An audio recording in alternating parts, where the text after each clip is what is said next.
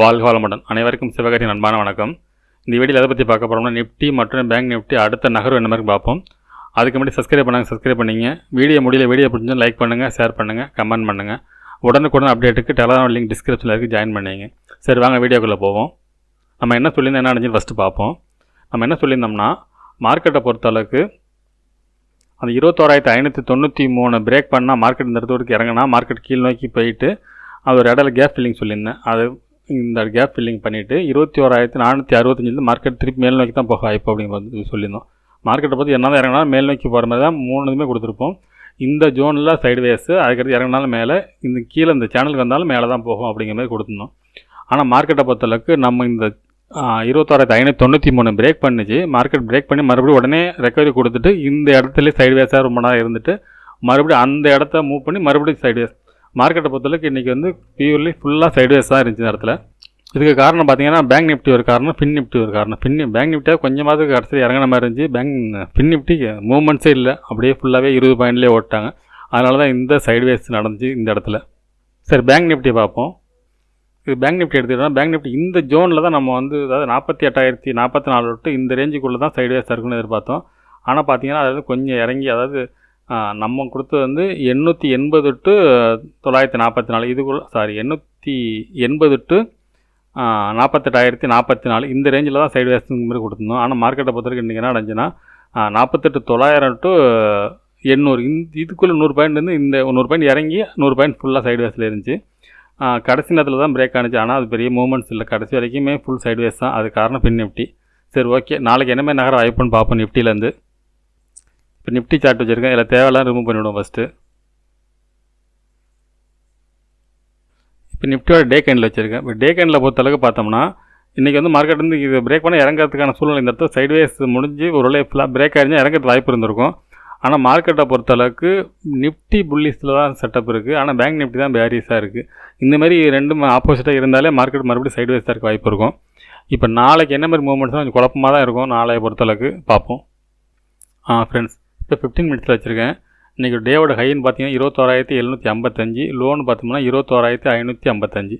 இப்போ நாளைய பொறுத்தளவுக்கு பார்த்தோம்னா ஒன்று இந்த ரேஞ்சில், அதாவது மார்க்கெட்டை பொறுத்தளவுக்கு இதுக்குள்ளே சைடுவேஸ் இருக்க வாய்ப்பு இருக்கும் மார்க்கெட்டை பொறுத்தளவு. ஏன்னா பேங்க் நிஃப்டி வந்து பேரிஸில் இருக்குது, இது புல்லிஸில் இருக்குது. மார்க்கெட்டை பொறுத்தளவுக்கு நிஃப்டி புல்லிஸ் பயாஸ்லாம் இருக்குது, பேங்க் நிஃப்டி பேரிஸில் இருக்குது. அந்தமாரி இருந்தாலும் சைடுவேஸ் இருக்க வாய்ப்பு இருக்கும். அது இந்த ஜோனில் இருக்க வாய்ப்பு இருக்கும். ஒருவேளை இந்த டேவோட லோவை பிரேக் பண்ணால் மார்க்கெட்டை பொறுத்தளவுக்கு இந்த லோ பிரேக் பண்ணால் மார்க்கெட்டை பொறுத்தளவுக்கு இந்த சேனலோட வரத்து வாய்ப்பு இருக்கும். இந்த சேனலை தொட்டால் திரும்ப வாய்ப்பு இருக்கும். இல்லை ஒருவேளை கேப்பப்லேருந்து 21,690 மேலே ஓப்பன் ஆனால் மார்க்கெட் ஃபஸ்ட்டு 5 மினிட்ஸ்க்கு மேலே மார்க்கெட் பிரேக் பண்ணிச்சுன்னா மார்க்கெட்டை பொறுத்தளவுக்கு இந்த ரீசெண்டாக போன ஆல் டைம் ஹை 21,834 வரைக்கும் போகிறது வாய்ப்பு இருக்கும். இந்த இடத்த திருப்பி ரீடெஸ்ட் பண்ணிட்டு மறுபடியும் மேலே சேனல் வரைக்கும் போகிறது வாய்ப்பு இருக்கும். அதுக்கு நம்ம பேங்க் நிஃப்டி சப்போர்ட் பண்ணால் தான் நடக்க வாய்ப்பு இருக்கும். இல்லைனா நம்ம என்ன சொன்னாலும் இதெல்லாம் ஆப்போசிட் நடக்கிறது வாய்ப்பு இருக்குது. ஒருவேளை நம்ம எதுவுமே சொன்னது எதுவுமே நடக்காமல் எல்லாமே தலைக்கு நடந்துச்சுன்னா மார்க்கெட் அதுக்கு வர பேரிஸ் சென்டிமெண்ட் மாறிட்டுன்னு அர்த்தம். சரி, ஓகே, பேங்க் நிஃப்டி எப்படின்னு பார்ப்போம். இப்போ நிஃப்டியை பொறுத்தளவுக்கு கிளியராக சொல்ல முடியாத காரணம் என்னென்னா பேங்க் நிஃப்டி தான். சரி, ஓகே, பேங்க் நிஃப்டி என்னன்னு பார்ப்போம்.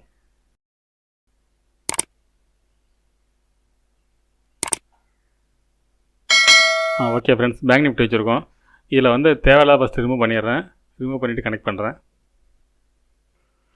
ஃப்ரெண்ட்ஸ், இப்போ டே கேண்டில் வச்சுருக்கேன். டே கேண்டில் பொறுத்தல பார்த்தோம்னா 3 கன்ஃபர்மேஷன், அதாவது டோஜி, ஃபஸ்ட்டு ஒரு ஹேங்கிங் மேன், அதுக்கு அடுத்து ஒரு ஸ்பின்னிங் டாப். அதெல்லாம் தாண்டி மார்க்கெட் பிரேக் ஆகிடுச்சு. அப்போ மார்க்கெட் கீழே போயிடுமா அப்படின்னு பார்த்தோம்னா போக வாய்ப்பு கொஞ்சம் கம்மி தான். அதுக்கு என்ன காரணம் சொல்கிறேன்.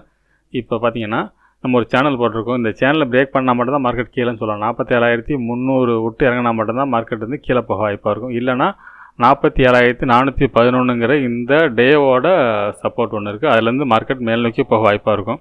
சரி, ஓகே, அது 15 மினிட்ஸில் என்ன மாதிரின்னு பார்ப்போம். ஃப்ரெண்ட்ஸ், 15 மினிட்ஸில் வச்சுருக்கேன். இன்றைக்கோட ஹைன்னு பார்த்தீங்கன்னா 48,223, லோன் பார்த்தீங்கன்னா 47,689.